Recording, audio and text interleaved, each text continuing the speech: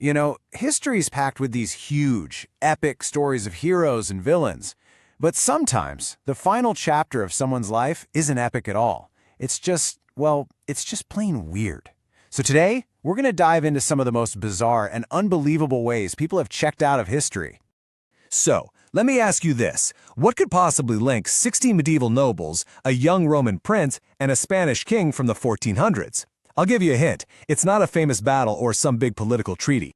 Nope. The one thing they all share is a truly bizarre ending to their stories. And in this explainer, we're going to unpack these strange tales one unbelievable death at a time.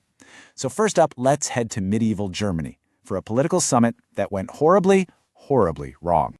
Okay, so picture this. It's the year 1184 in Erfurt, Germany. The Holy Roman Emperor, Henry VI, calls a big meeting of all his nobles.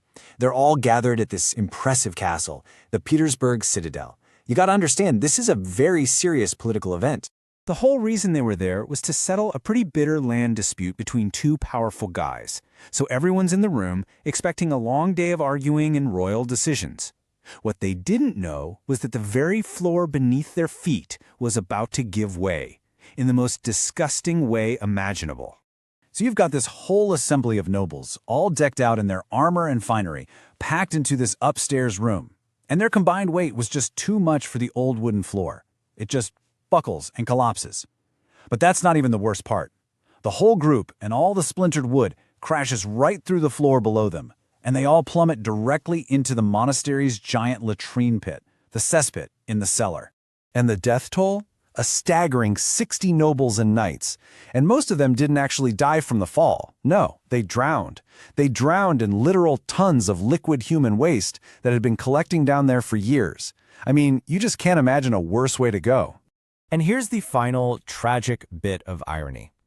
That land dispute, the entire reason they were all there in the first place, yeah, it was never settled. Now, from a disaster born of bad plumbing and politics, let's move on to something a little more personal and just as absurd. All right, so now we're jumping way back in time, from medieval Germany to ancient Rome, around 20 AD. This story is less of a huge disaster and more of a profoundly strange personal accident. So I want you to meet Drusus Claudius. He's the young son of the guy who would later become Emperor Claudius. And by all accounts, he's just having a great day. He's hanging out in Pompeii, feeling a bit playful, and decides to have a little bit of fun with his afternoon snack. So here's the trick he was trying. He tosses a pear up into the air and tries to catch it in his mouth. Seems like harmless fun, right? Wrong. The pear got stuck deep in his throat. He started to choke and suffocated before anyone could even help him. A simple, fruity little trick gone completely fatally wrong. And for our last story, we've saved what might be the most surreal death of them all. For this one, we're off to Spain in the year 1410 to meet King Martin of Aragon. This is a case where laughter was definitely not the best medicine. So here's the setup. King Martin is laid up in his chambers with a really, really bad case of indigestion, apparently after eating an entire goose by himself. To try and cheer him up, his favorite court jester, a guy named Bora, comes into the room. The king, probably groaning, asks him where he's been. And Bora tells him this joke.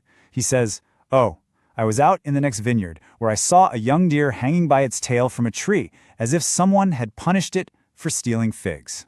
Now, for whatever reason, I don't know, maybe it was the absurd mental image, maybe the indigestion was making him loopy, the king found this to be the single most hilarious thing he had ever heard in his entire life. He just erupted into this fit of completely uncontrollable laughter. He laughed so hard and so violently that he actually fell out of his bed and died, right there on the floor. He literally died laughing. I guess you had to be there. So let's do a quick recap of these unbelievable exits from history. You've got 60 German nobles drowning in a toilet during a meeting. You've got a Roman prince who choked on a pear he was playing with. And you have a Spanish king who actually died from laughing too hard at a joke about a deer. It really makes you wonder, doesn't it? When you hear stories like these, you just have to ask yourself, does history have a really, really dark sense of humor? It's something to think about. Thanks for joining this explainer.